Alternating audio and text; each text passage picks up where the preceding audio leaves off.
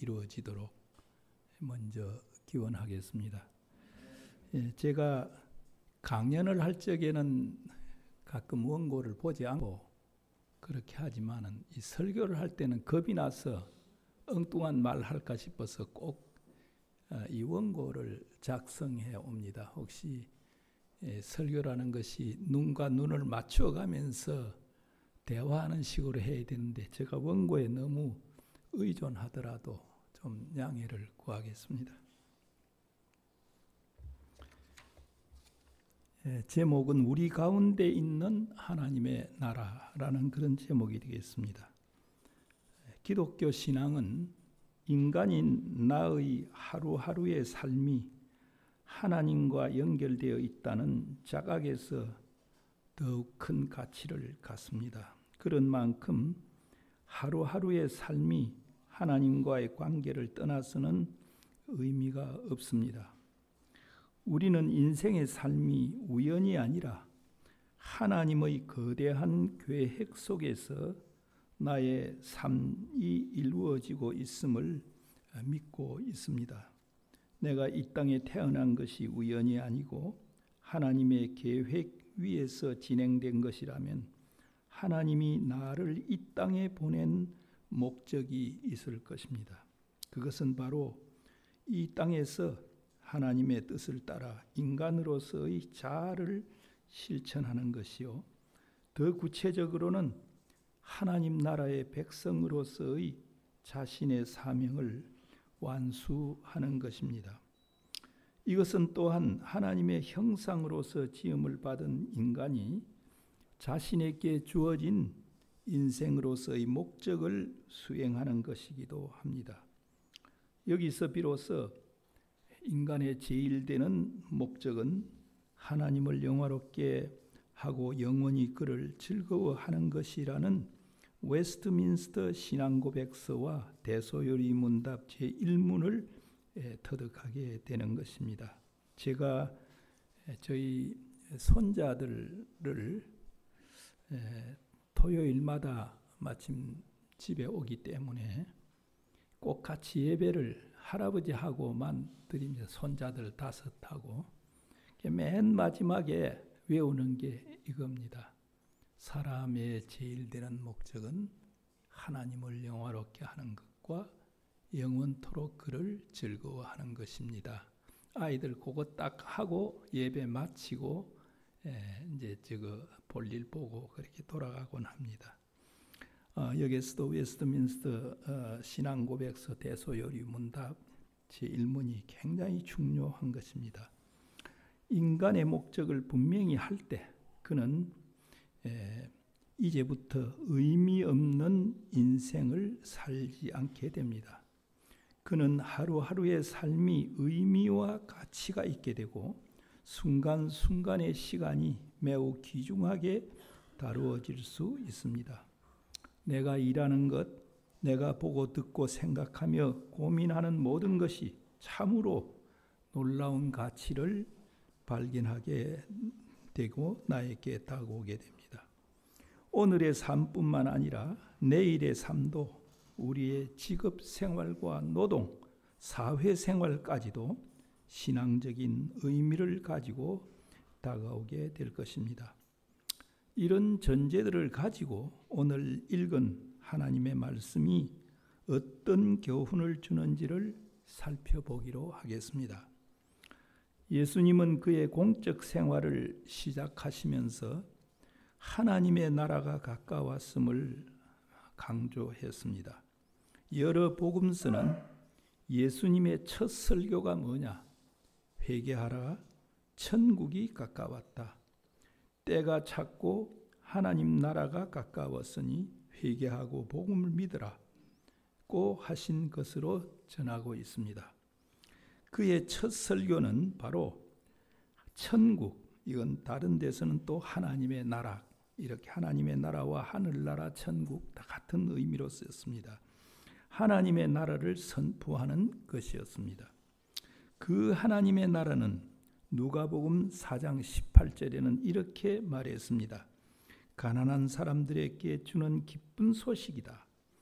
포로된 자에게 자유를 주고 눈먼 자에게 다시 보게 하고 억눌린 자에게 주의 은혜의 해를 선포하는 것이다 라고 했습니다. 예수님은 첫 설교에서부터 하나님의 나라, 하늘나라를 전파해 왔습니다.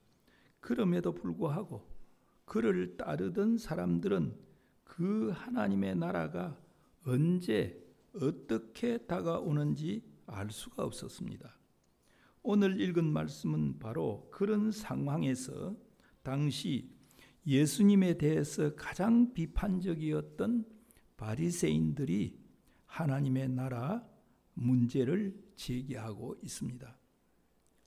도대체 당신이 지금까지 그렇게 외쳐왔던 그 하나님의 나라가 언제쯤이면 이루어지는 것이요?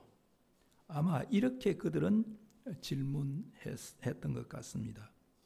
이 질문의 배후에는 당신이 지금까지 외쳐왔던 그 하나님의 나라라는 것은 실제로 존재하는 것이요. 그리고 당신 지금 거짓말 하고 있는 건 아니요.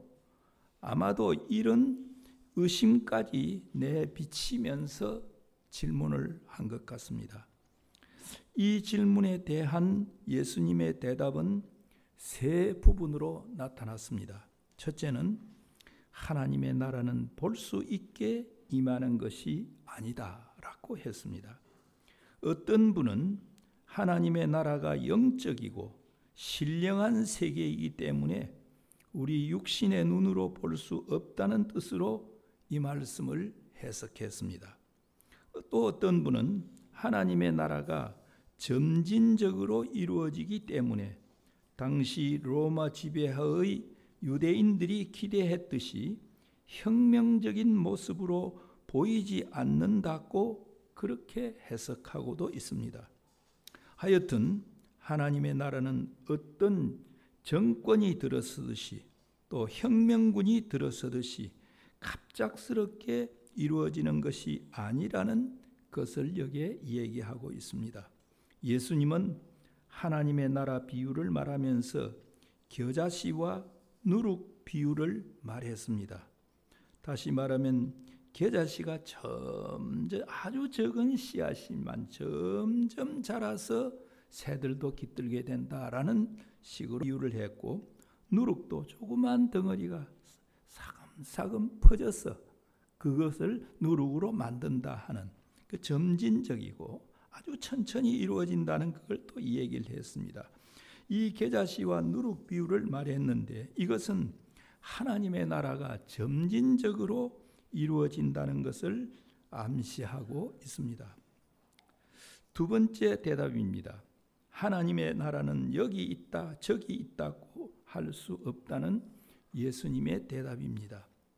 미혹하는 자들은 자신들의 이해관계와 일치시켜 가지고 하나님의 나라와 하나님의 구원을 역설해 왔음을 우리는 종종 봅니다. 아주 오래됐습니다마는 20여 년 전에 1992년 10월 말에 예수님이 공중재림한다고 거짓 예언을 퍼뜨린 사람들이 있었습니다. 마침 그해 저는 미국 프린스턴에서 이 연구 교수로 가 있었기 때문에 한국에서 들려오는 소식이 아주 그냥 참 여러 가지로 어지러웠던 것을 지금도 기억하고 있습니다. 그래서 많은 미혹하는 사람들 가운데서는 우리 교회에 와야만 구원받는다고 외치는 자들이 있습니다. 오늘날도 사이비 이단일수록 자신들만이 하나님의 구원을 약속한다고 강조합니다. 그러나 예수님은 이런 문제들에 대해서 하나님의 나라는 볼 수 있게 임하는 것이 아니다. 때문에 여기 있다 저기 있다고 유혹하거나 아전인수격으로 말할 수 없다고 말했습니다. 예수님의 대답의 세 번째입니다. 거기에 그의 대답의 핵심이 나옵니다. 하나님의 나라는 너희 안에 있다는 것입니다. 이것은 너희 안에 와서 이미 성취되었다는 그런 뜻이기도 합니다. 여기서 먼저 너희 안에 있다는 뜻을 정확하게 이해할 필요가 있습니다. 한국 교회의 경우 너희 안이라는 말을 우리의 마음속, 내 마음속으로 이해하는 분들이 많습니다.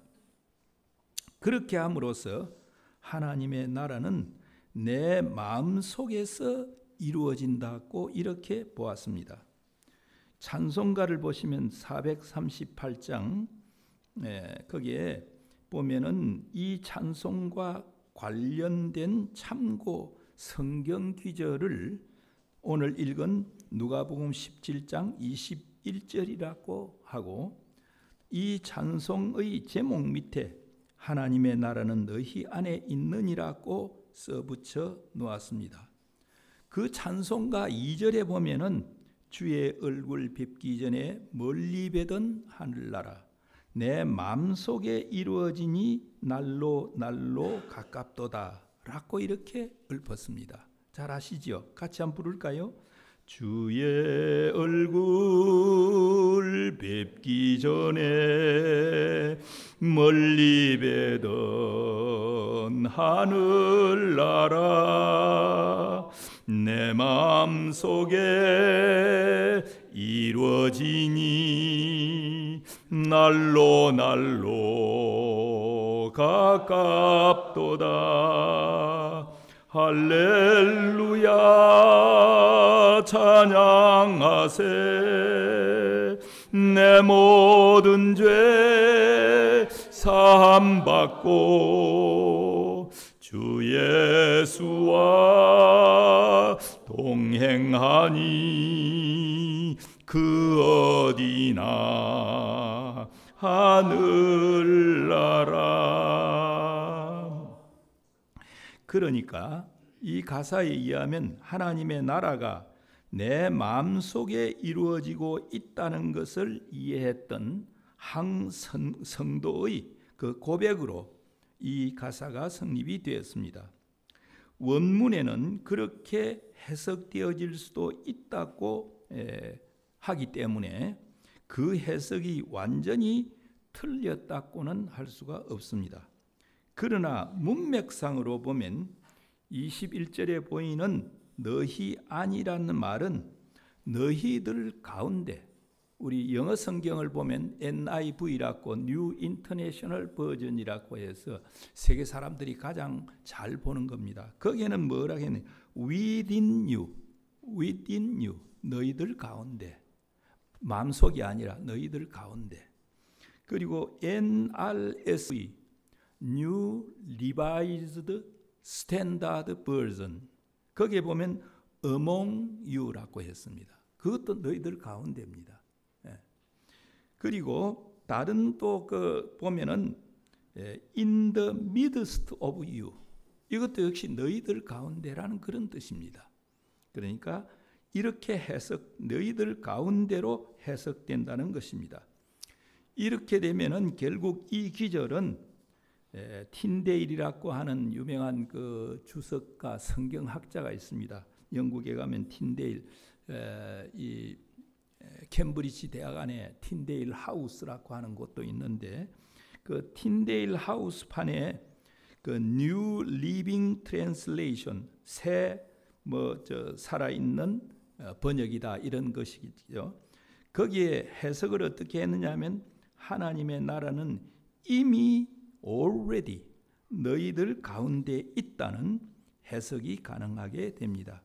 이것이 바리새인들의 질문에 대한 예수님의 대답의 핵심 요지입니다. 중요한 것은 이 대답이 예수님께서 외식하는 무리라고 그렇게 비판했던 바리새인들을 두고 하셨다는 것입니다. 하나님의 나라가 너희 안에 이미 있다는 이 대답은 바로 하나님의 나라가 너희들 바리새인들 가운데도 있다라는 말과 마찬가지입니다. 바로 그 점을 예수님이 천명했다는 뜻입니다.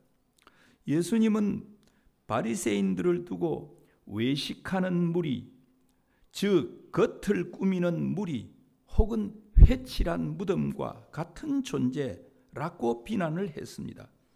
따라서 하나님의 나라가 바로 너희 바리새인들 가운데 있다는 말씀은 그 비난의 대상이었던 바리새인들 가운데도 이미 하나님의 나라가 이루어졌다고 말씀하신 것이나 다름이 없습니다. 예수님께서 이런 말씀을 하실 적에 바리새인들 주변에는 제자들과 군중들도 있었습니다. 그러니까 예수님은 하나님의 나라는 바리새인들뿐만 아니라 그 제자들과 그 군중들 가운데에도 있다는 것을 뜻한다고 할 수 있습니다. 그 제자들은 어떤 사람들입니까? 예수님이 잡혀갈 때 수제자라고 하는 사람이 하루 저녁에 3번 부인한 그런 존재입니다. 그 군중들이라고 하는 존재는 어떤 존재들입니까? 예수님께서 보리떡 5덩어리와 물고기 2마리로 5,000명을 먹일 때는 예수님을 왕으로 받들려고 했습니다. 그러나 예수님이 빌라도 앞에서 재판을 받을 때는 십자가에 못 박으셔서 저 사람 죽이십시오 라고 했던 그런 군중들입니다. 그런 군중들을 행했어도 예수님은 하나님의 나라는 너희들 가운데 있다 라고 말씀했던 것입니다. 이 해석이 대단히 중요합니다. 이 주석에 그리고 이런 해석이 왜 가능한가? 이를 두고 한 주석가는 이런 표현을 썼습니다. 하나님의 나라의 통치자이신 예수님께서 그들과 함께 하시니, 그 바리새인들, 군중, 제자 이런 사람들과 같이 하시니 하나님의 나라는 이미 가능적으로 그곳에 임했다라고 설명했다는 것입니다. 저는 이 설명이 굉장히 중요하다고 생각합니다. 이 주석에 따르면은 하나님의 아들이신, 아니 하나님 자신이신 예수님이 그들과 함께 계시는 곳, 그것이 바로 하나님의 나라라는 뜻이 되는 것입니다. 하나님이 같이 하신다는 의미는 우리가 하나님을 눈으로 볼 수 없습니다. 하나님이 우리와 같이 하신다는 것은 하나님의 말씀이, 하나님의 뜻이 이루어지는 그곳을 얘기하는 것입니다. 곧 하나님의 뜻과 하나님의 말씀, 하나님의 통치가 실현되는 곳으로 해석할 수 있습니다. 결국 하나님의 나라가 너희 안에 있다는 예수님의 말씀은 하나님 나라의 통치자이신 예수님이 같이 하시는 곳, 하나님의 통치가 이루어지는 곳, 하나님의 뜻이 이루어지는 곳, 그것이 바로 하나님의 나라임을 말해준다고 할 수 있습니다. 결국 하나님의 나라는 우리 눈으로 보이지는 않지만 그 나라의 통치자이신 예수 그리스도가 통치하는 곳임을 알게 되는 것입니다. 예수 그리스도가 왕으로 통치하시는 곳은 어느 곳이든 하나님의 나라입니다. 우리의 가정이 하나님의 통치를 받습니까? 하나님의 나라입니다. 내 학문이 하나님의 통치를 받고 있습니까? 하나님의 나라 실현입니다. 여러분들의 직장 생활이 하나님의 통치를 받고 있습니까? 그것이 하나님의 나라입니다. 이런 뜻이라는 것입니다. 예수 그리스도는 에베소 4장 6절에 보면 만유의 왕이시요 만대의 왕이시라고 했습니다. 오늘 읽은 성경에 보이는 하나님의 나라는 예수님이 같이 하시는 곳이요, 예수님의 뜻이 실천되는 곳이요, 하나님의 통치가 실현되는 곳임을 알게 되었습니다. 여기서 비로소 하나님 나라에 대한 새로운 이해가 가능하게 됩니다. 하나님의 나라는 예수 그리스도의 오심으로 이 땅에 이미 왔습니다. 그러나 하나님의 나라는 아직 완성되지는 않았습니다. 그러므로 그리스도인은 이미, 영어로는 already란 말을 썼습니다. 이미 도래했지만은 아직 완성되지 않은 not yet complete란 말을 썼습니다. completed. 아직 완성되지 않은 그 사이의 긴장 속에서 살고 있는 존재가 우리 그리스도인들입니다. 따라서 이미 도래한 하나님 나라에서 살고 있는 우리는 한편으로는 현재적 하나님 나라에 살면서 그것을 누리고 있지만은 한편으로는 미래적 하나님 나라를 바라보며 살고 있는, 미래적 완성된 하나님 나라를 바라보면서 살고 있는 그런 존재들입니다. 미래적 하나님 나라에 관심 갖는 우리는 현재적 하나님 나라에 무관심해서는 결코 안 됩니다. 과거 한국 교회는 미래적 하나님 나라, 즉 죽어서 갈 저 나라, 여기에 대한 믿음에 치우쳐 있었습니다. 그러다 보니 역사와 현실의 문제에서 동떨어지게 되어가지고 세상의 빛과 바로 이 존재하고 있는 이 세상에서의 빛과 소금의 역할을 감당치 않고 직무유기를 해왔습니다. 사실 신약의 대부분의 말씀은 성도가 하늘나라에 가서 어떻게 한다는 그것이 아니라 성도가 이 땅에서 살아가야 할 행동 지침이라고 해도 과언이 아닙니다. 신약 성경은 놀랍게도 미래에 대해 많은 말씀, 그러니까 요한계시록 외에는 미래에 대해서 많은 말씀을 하지 않고 있다고 지적하는 학자들도 있습니다. 여기서 우리가 나라라는 걸 가지고 조금 생각해 볼 필요가 있습니다. 하나님의 나라는 영토 개념이라기보다는 통치 개념이라는 것을 이해해야 합니다. 나라를 구성하는 3대 요소가 영토가 있어야 하고 땅이 있어야 하고 국민이 있어야 합니다. 옛날 일제시대는 사람도 있었고 땅도 있었지만 나라가 없어졌다고 했습니다. 그건 왜 그렇습니까? 주권, 통치권이 없어서 그렇습니다. 그러니까 영토와 국민과 통치권이 있어야만 나라라고 할 수가 있습니다. 그렇기 때문에 신약 성경에 나타난, 그런데 신약 성경에 나타난 나라, 원어로는 바실레이아라는 말을 쓰고 있습니다. 이것은 영토를 뜻하는 시라기보다는 통치를 뜻하고 있습니다. 따라서 하나님의 나라는 하나님의 땅을 의미하는 것이 아니라 하나님의 통치를 의미합니다. 하나님의 나라는 하나님이 통치하는 그곳이요, 하나님의 주권이 미치는 그곳을 말합니다. 통치의 분야는 우주적 통치입니다. 하나님의 통치는 믿음이라고 하는 그런 좁은 분야에 교회 안에서만 통용되는 그런 통치가 아닙니다. 하나님의 통치는 우주적 통치입니다. 기독교인들은 천지와 만물을 창조하셨고 다스리시는 그 하나님을 고백하고 믿습니다. 하나님은 또 우리가 죽어서 갈 저 나라뿐만 아니라 살아있는 이 나라도 통치합니다.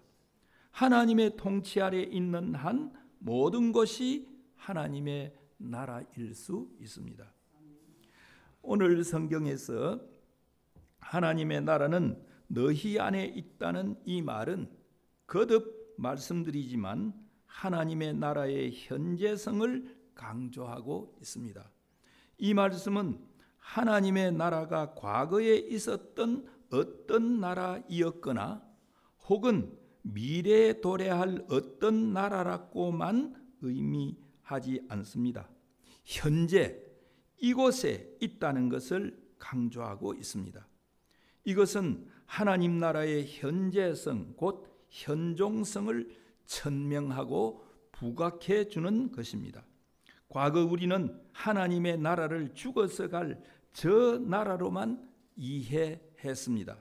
한국 교회의 경우 1919년 3.1 운동이 우리가 뜻하는 대로 이루어지지 않았습니다. 그래서 독립국가가 되질 못했습니다. 뜻대로 되지 않았습니다. 그 3.1 운동에서 우리 그리스도인들이 주도적 역할을 했습니다. 그럼에도 불구하고 그것이 이루어지지 않았을 때 좌절 또한 컸던 것이 사실입니다. 이런 신앙적 허탈감이 1920년대부터 타계주의, 다시 말하면 저 세상을 바라보는 하늘나라를 죽어서 갈 저 나라를 바라보는 그런 신앙으로 그렇게 변질되어 갔습니다.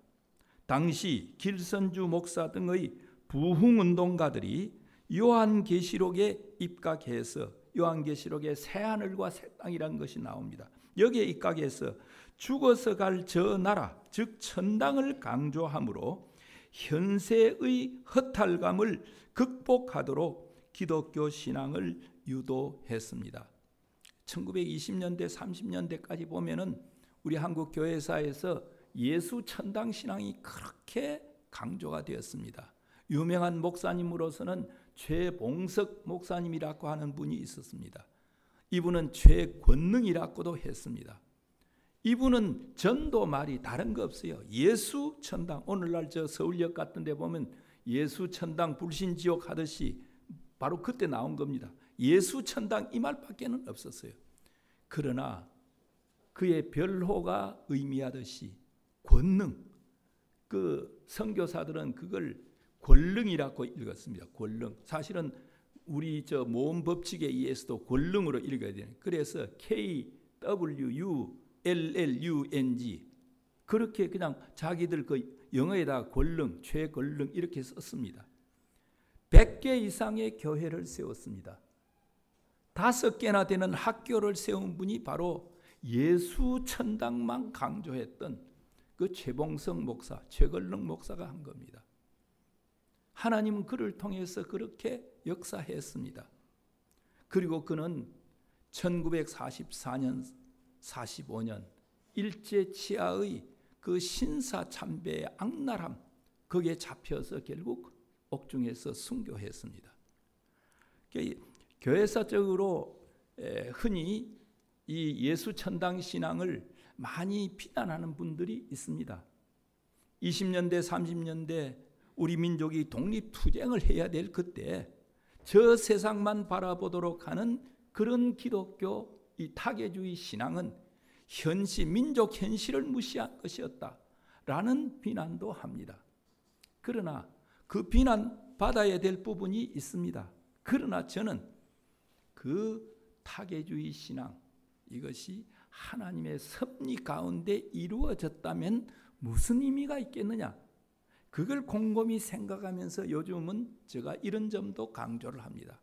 1930년대 말에서 40년대 신사참배를 강요하면서 주기철 목사나 손양원 목사나 다 집어넣었습니다. 그때 이걸 이길 수 있는 신앙이 어떤 신앙이냐? 어떤 신앙이겠습니까? 저는 그들이 아무리 신앙이 있더라도 현세에 만족하는 그런 신앙이라면 승리할 수 없었다고 생각합니다. 내가 여기서 죽더라도 하나님께서 나를 안아주시는 저 나라가 있다. 이 소망스러운 신앙, 미래 신앙이 신사참배를 극복하고 투쟁을 할 수 있는 그런 힘을 주었을 것이다. 그런 의미에서 이 1920년대, 30년대의 타계주의 신앙은 우리 역사에서 비난만 받아야 될 것이 아니라 오히려 일제의 신사참배를 극복할 수 있는 용기와 희망을 준 그런 신앙이었다라고 저는 역사를 공부하는 사람으로서 해석을 하고 있습니다. 하여튼 길선주 등의 부흥운동가들이 요한계시록에 입각해서 죽어서 갈 저 나라 즉 천당을 강조함으로 현세의 허탈감을 극복하도록 기독교 신앙을 당시에 유도했습니다. 그 때문에 하나님의 나라를 죽어서 갈 저 천당으로만 이해해 왔습니다.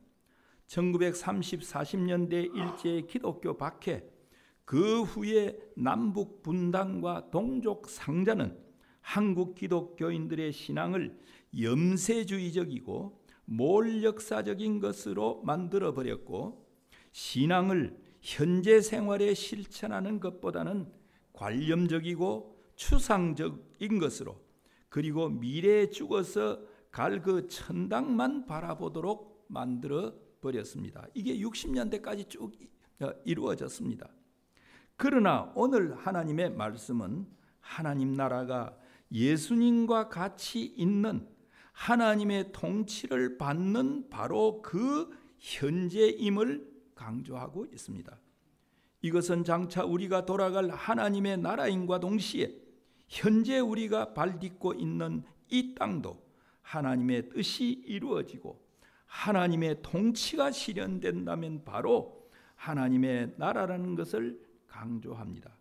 그래서 하나님의 나라는 이 땅에서 이미 already 시작되었고, 그러나 그것은 아직은 완성된 것이 아니다.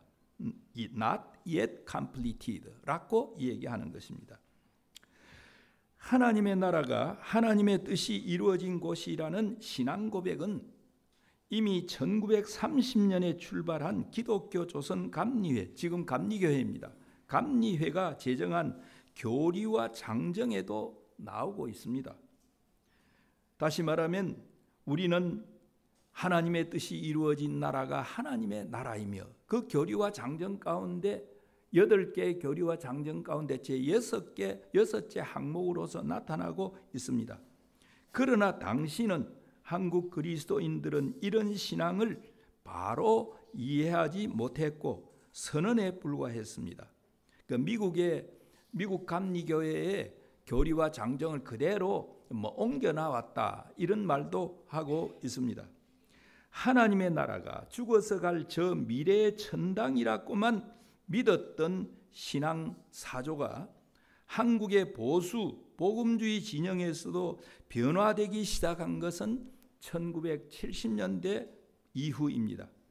1973년 미국의 유명한 복음주의 신학자들인 사이더라든지 요어드 같은 이런 참 학자들이 시카고에 모여서 기독교인들의 사회 참여의 당위성을 역설을 한 것이 있습니다. 이것을 우리가 73년에 시카고 선언이라고 이렇게 얘기를 합니다. 이게 상당한 파급을 발휘하게 됐습니다. 그 후 그 이듬해 스위스 로잔에서 발표된 세계 복음주의자들의 신앙의 새 헌장과도 같은 로잔 언약이라고 하는 것이 있습니다. 74년 로잔 언약, 우리 세계 보수 신학계를 이렇게 변화시키는 중요한 계기가 되었습니다. 로잔 언약은 복음 전파와 사회 참여, 복음을 전하는 것과 사회를 참여하는 것, 사회 참여를 모두 그리스도인의 의무로 규정을 했습니다. 그 뒤 1983년 미국 일리노이 주에서 열린 국제복음주의 연맹 주최의 국제회의 결의문에는 하나님의 나라가, 여기에 중요합니다. 하나님의 나라는 현재와 미래, 사회와 개인, 육체와 영 모두에 해당된다고 선언을 했습니다. 천국은 또 어떤 것이냐? 인류 역사 안으로 저 피안의 세계만 있는 것이 아니라 천국, 하나님의 나라는 인류 역사 안으로 이미 들어왔음을 이때 선포하게 되었습니다. 하나님의 나라는 현재적인과 동시에 미래적이며 차세적인과 동시에 내세적이라는 그런 뜻이 됩니다.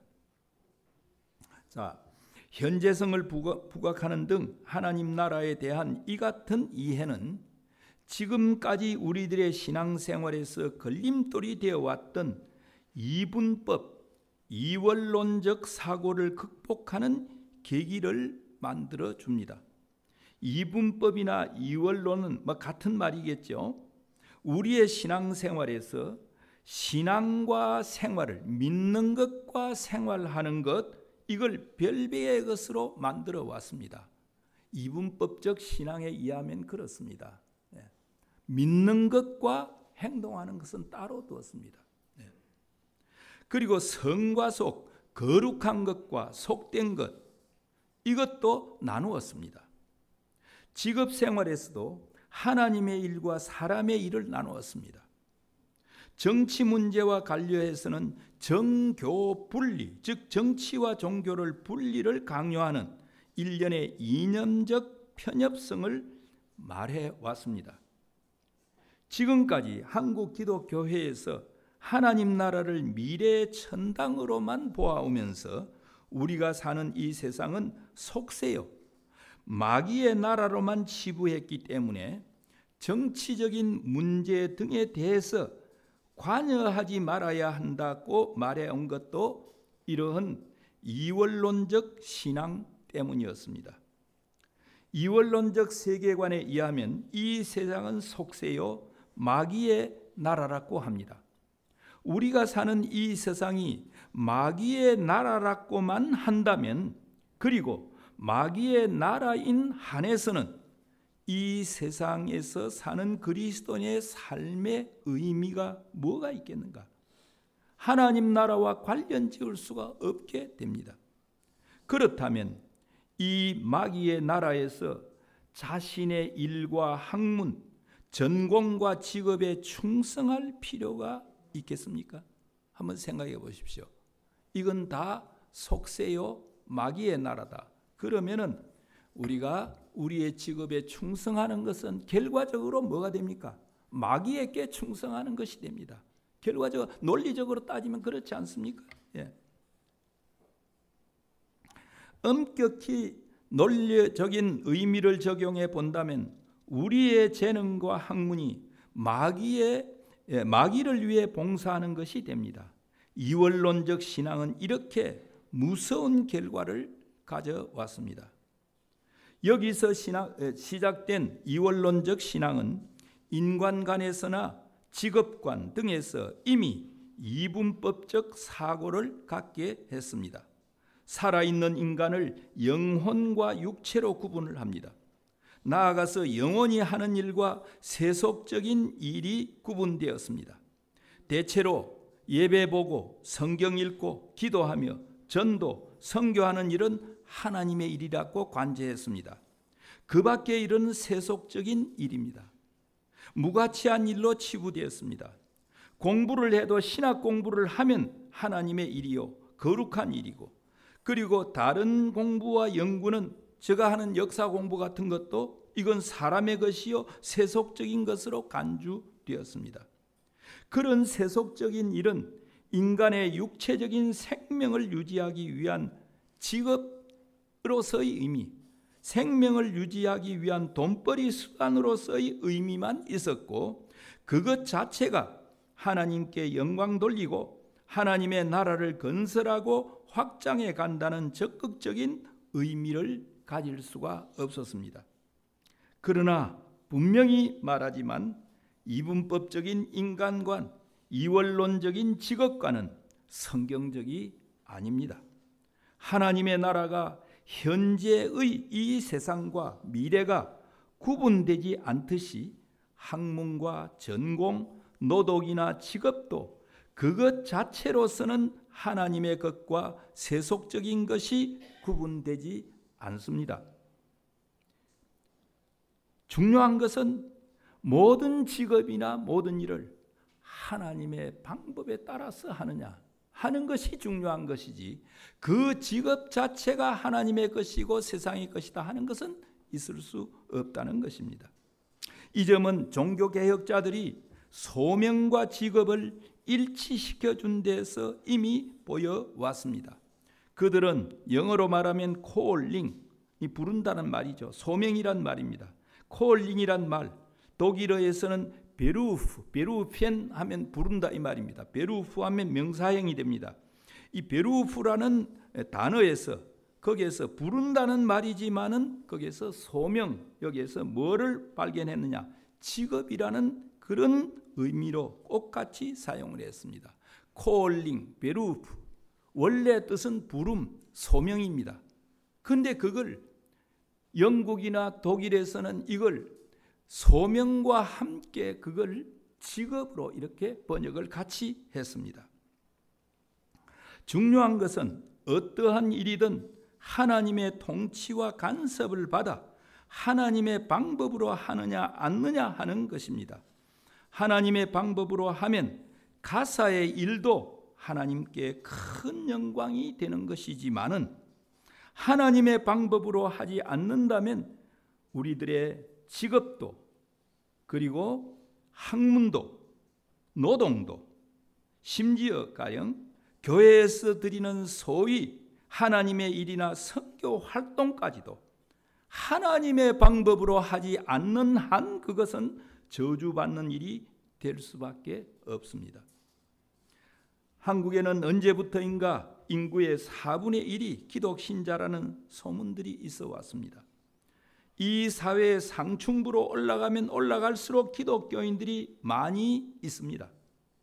한때는 대통령이 교회의 장로였던 때도 있었습니다. 그때 한국 정치는 가장 실패했습니다.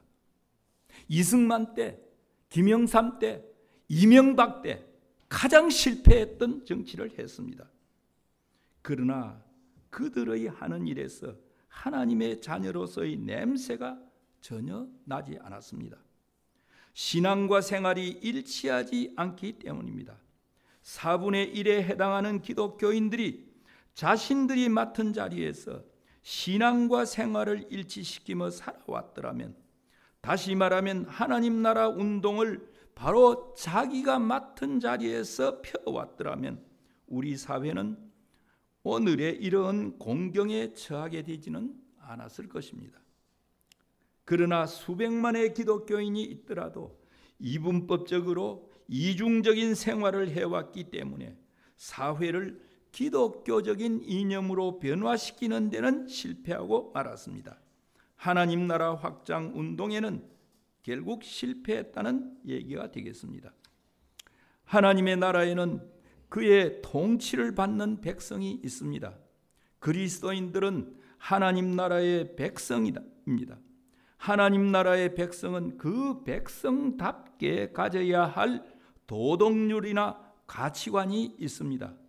이것은 부패한 인간들이 갖는 가치관과는 다릅니다. 그 몇 개를 들어보겠습니다. 그런 하나님 나라의 사람들이 가져야 할 소유관은 어떤 것인가? 사유를 인정하지 않는 것은 아니지만 공유와 공생을 지향하고 있습니다. 같이 갖고 같이 누리는 겁니다. 이걸 지향하고 있습니다. 마치 예루살렘 교회가 보여주었던 것 같은 것입니다. 인간 타락의 죄성이 보여주는 바는 인간들이 하나님이 만드신 모든 공적인 것을 사유화한 것입니다. 그러므로 하나님의 공공성에 대한 도전이 타락의 결과라고 한다면 하나님의 나라 건설은 인간이 사유화한 하나님의 것을 공공화하는 데 돌려야 합니다. 또 중요한 것은 소유를 하나님의 위탁물로 생각하고 우리는 그것을 관리하는 관리자 곧 청직이라는 개념을 분명히 해야 합니다. 우리의 재산과 지식, 자식 그리고 기회와 재능은 하나님께서 우리에게 관리하라고 맡긴 것입니다. 주인은 하나님이십니다. 따라서 우리는 우리에게 맡겨진 재능과 기회와 지위와 재물과 소유를 주인이신 하나님의 뜻을 따라 써야 할 것입니다. 하나님 나라의 지배관은 어떻습니까? 세상 권세자들이 하는 것처럼 힘과 지위로 다스리는 것이 아닙니다. 예수님이 보여주신 것처럼 자신을 희생하고 봉사함으로 그렇게 함으로 지배하는 그런 섬김의 자세입니다. 섬김과 희생을 통한 지배가 예수 그리스도가 보여주신 그런 지배관입니다. 이것이 우리 그리스도인의 사회관계 인식의 출발이 되어야 합니다. 또 축복과는 어떻습니까? 요한 3서 2절에서 말한 것을 부정하지 않습니다. 사랑하는 자여, 내 영혼이 잘된같이 범사에 잘되고 강건하기를 내가 기원하노라. 예수 잘 믿고 돈 잘 벌고 건강하게 되는 것 부정하지 않습니다. 그러나 마태복음 5장에서 예수님이 직접 말씀하신 그 팔복 어떻습니까? 저는 아침마다 일어나면서 하나님께 기도할 때 하나님 오늘도 심령이 가난한 자 되게 해주시고 애통하는 자 되게 해주시고 온유한 자 되게 해주시고 의에 줄이고 목마른 자 되게 해주시고 긍휼히 여기는 자 되게 해주시고 마음이 청결한 자 되게 하시고 평화를 만드는 자 되게 하시고 의를 위해 핍박을 받은 자가 되게 해주십시오. 아침마다 첫 기도가 그것입니다. 이게 예수님이 우리에게 말씀하신 8개의 복입니다. 거기에다가 사도행전 20장 35절에 가면은 거기에 사도 바울이 뭐라고 했느냐면 주 예수께서 친히 말씀하신 바, 그 말씀하신 것이 왜 사복음서에는 안 나오는지 모르겠습니다. 그러나 바울은 거기에 주 예수께서 친히 말씀하신 바 주는 것이 받는 것보다 복이 있다. 이걸 하나 더 추가를 했습니다. 이 복, 다시 말하면 마태복음 5장에서 이 얘기한 8개의 복과 사도행전 20장 35절에서 말하는 주는 것이 받는 것보다 복이 있다는 이 복이 하나님 나라의 백성들이 누려야 할 복입니다. 가져야 할 복입니다. 이 팔복과 그리고 이 주는 것이 받는 것보다 복이 있다는 이 복을 회복하지 않는 한 지금 세계를 지배하고 있는 자본주의 구조, 그리고 사회주의 체제를 극복할 방법이 없습니다. 웨스트민스터 대소요리 문답에는 인간의 제일 되는 목적을 하나님을 영화롭게 하는 것과 영원토록 그를 즐거워하는 것이라고 했습니다.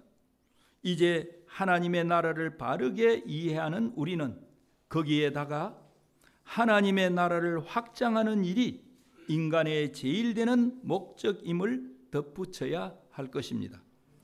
하나님의 나라를 확장하는 일은 전도와 선교로 보통 이해하고 있습니다. 그러나 그 못지않게 중요한 확장 사업도 있습니다. 그것은 우리 생활의 구체적인 생활 영역 속에서 하나님이 통치자이심을 확인하고 그 통치 아래서 그의 뜻을 따라 활동하는 것입니다. 우리의 직업과 연구와 사고와 행동 속에 하나님의 통치를 드러내는 것이야말로 하나님의 나라의 중요한 확장 사업입니다. 여기에서 비로소 우리의 지상 생활에 기독교적 의미가 살아날 수 있을 것입니다. 나아가서는 사회를 기독교적으로 전환시키는 구체적인 방향이 설정되고 그리스도인의 성장 증거와 비례하는, 특히 우리 한국에서 보이는 바와 같이 그리스도인들이 성장하고 증가하는 여기에 비례해서 하나님의 나라도 거기에 따라서 성장, 성숙해질 것이라고 확신합니다. 이 말씀으로서 오늘 참 설립 6주년을 맞는 우리 서울 모자이크 교회가 그렇게 성장되기를, 그리고 여러 성도님들께서 그렇게 성숙되어지기를 기원하겠습니다. 기도하겠습니다. 사랑과 자비가 풍성하신 주님, 주님께서 이 땅에 오셔서 하나님의 나라는 너희 가운데 있다고 말씀해 주셨습니다. 오늘 이 가운데 하나님의 나라가 있음을 주님께서 선포해 주셨습니다. 우리가 나가서 영위하는 가정과 직장에 하나님의 나라 있음을 선포해 주셨습니다. 사랑하는 주님, 우리 서울 모자이크 교회가 하나님의 나라로서 성장, 성숙할 수 있게 해 주시옵소서. 또 이 교회 교인들이 가서 일하는 곳곳마다 하나님의 나라가 성숙해지는 놀라운 역사가 있게 축복해 주옵소서. 예수님의 이름 받들어 기도하옵나이다. 아멘.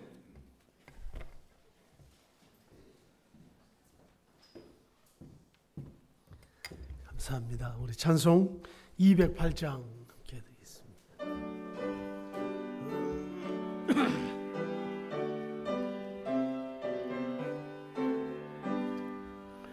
내 주의 나라와 주 계신 성전과 피 흘려 사신 교회를 늘 사랑합니다. 내 주의 교회는 전성과 같아서 눈동자같이 아끼사 늘 보호하시네.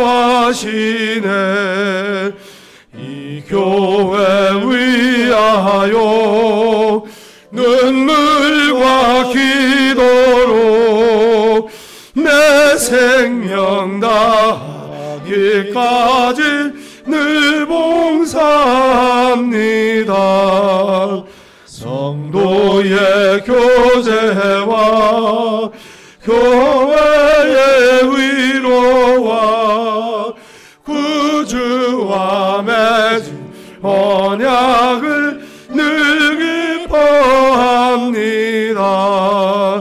하늘의 영광과 베푸신 은혜가 진리와 함께 영원히 시온에 넘치네. 아멘.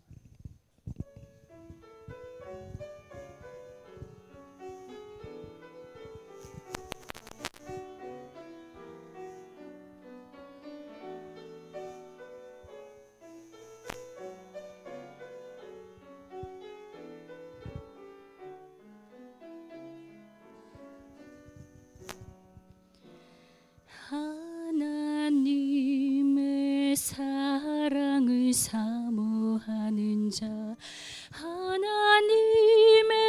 평안을 바라보는 자, 너의 모든 것 창조하신 우리 주님이 너를 얼마나 사랑하시는지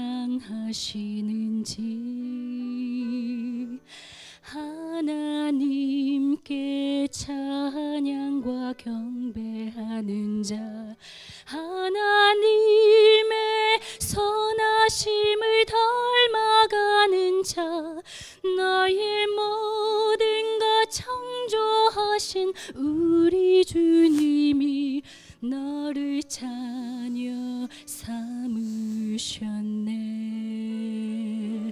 하나님 사랑의 눈으로 너를 어느 때나 바라보시고 하나님 인자한 귀로서 언제나 너에게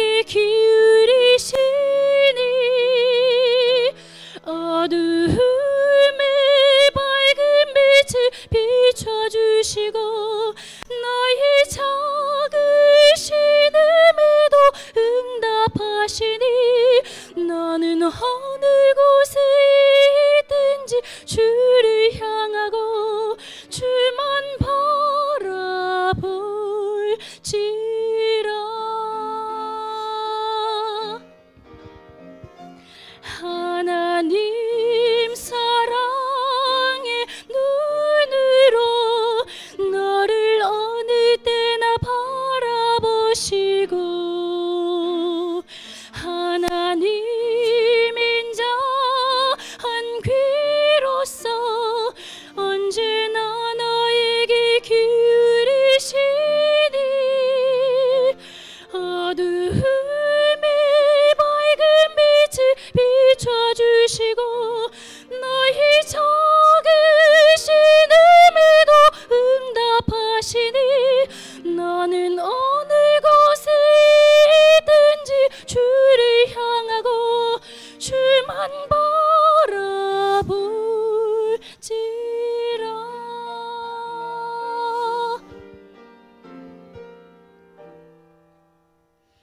주만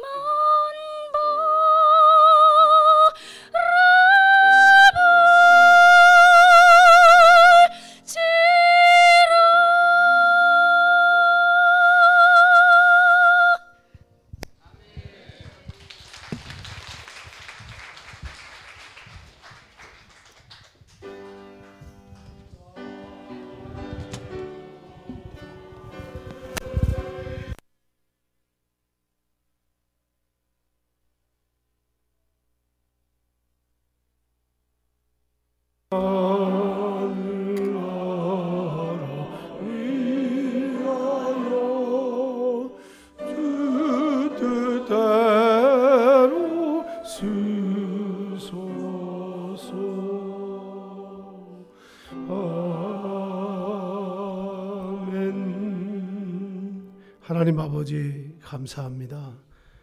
또 저희들이 늘 존경하고 우리 한국 교회와 또 한국 우리 민족을 위해서 애쓰시고 사역하시는 이만열 장로님 보내주셔서 주의 말씀 저희들이 듣게 하시고 또 우리 교회에 앞으로 저희들이 나아갈 교회 지표를 말씀으로 주심을 감사합니다.